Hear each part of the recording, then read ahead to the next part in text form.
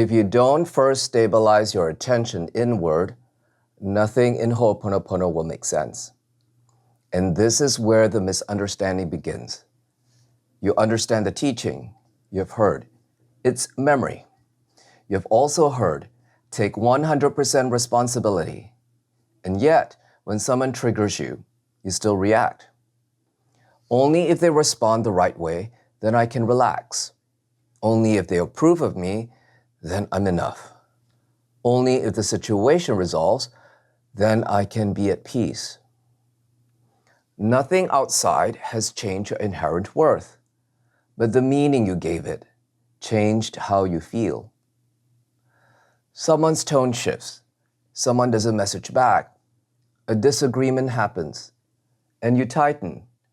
Your breath shortens, your stomach drops. And in that moment, attention slips outward and your authority goes with it.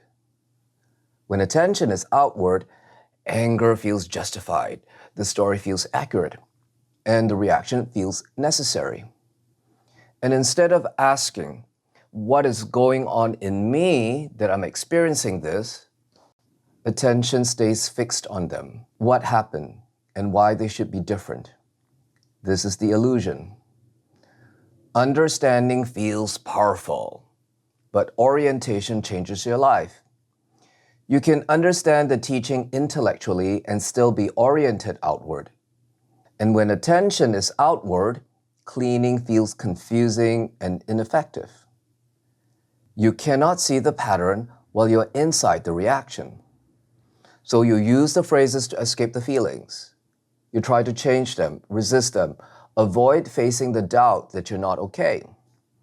And the reaction that felt so justified, it stays in place, reinforced. Hooponopono is not a thinking practice. It is an attention practice. And every orientation begins with one simple instruction. Where is your attention? When attention is fixed outward, your mind moves into protection. Because when your sense of self depends on what is outside you, it always feels unstable and at risk. What does this mean about me? How do I make them choose me? And if you don't feel safe within yourself, everything starts to feel like a verdict. Not just an event, a verdict.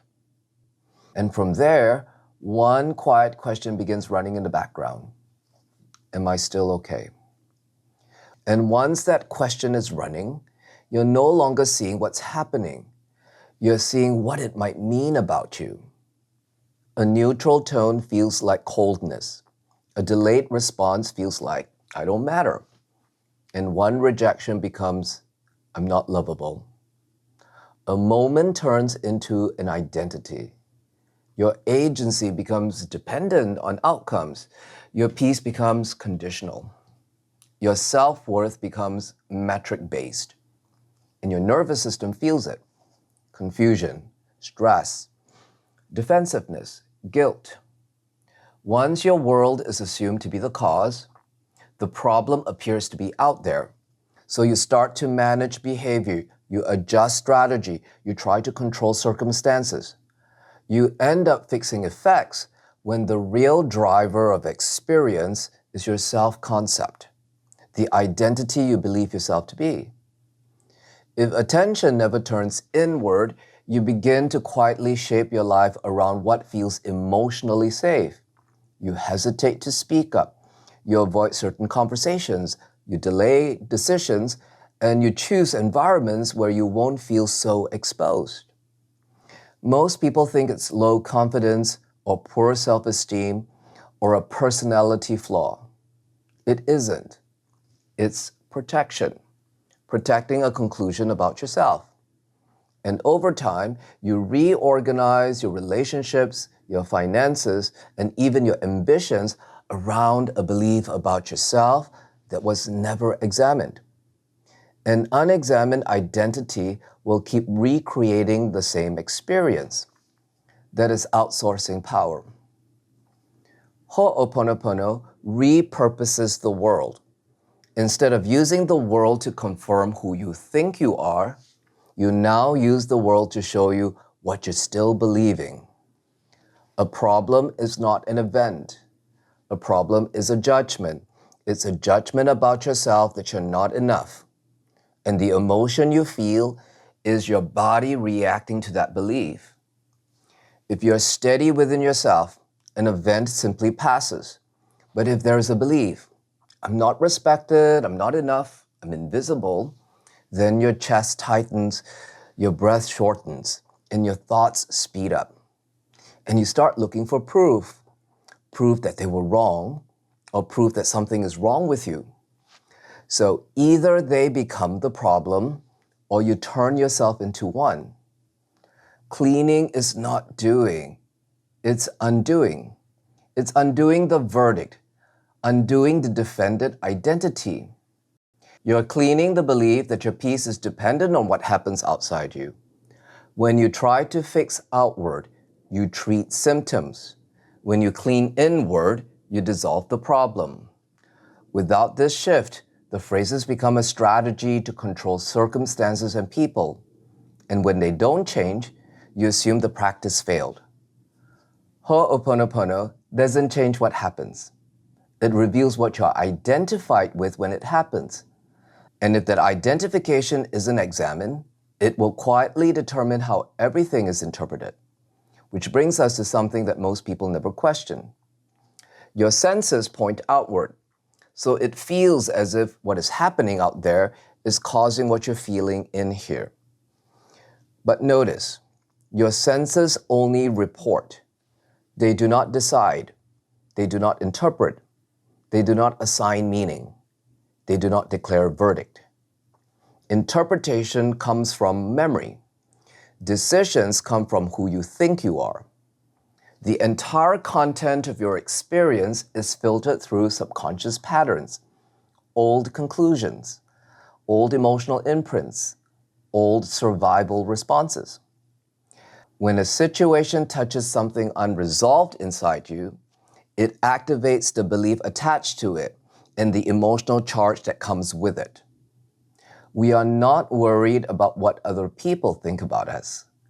We are worried about what we think they think of us. So in the end, it's still you relating to you. You believe you're upset because of them, but what you're experiencing is a reactivated identity. And because attention is outward, you search for resolution outward.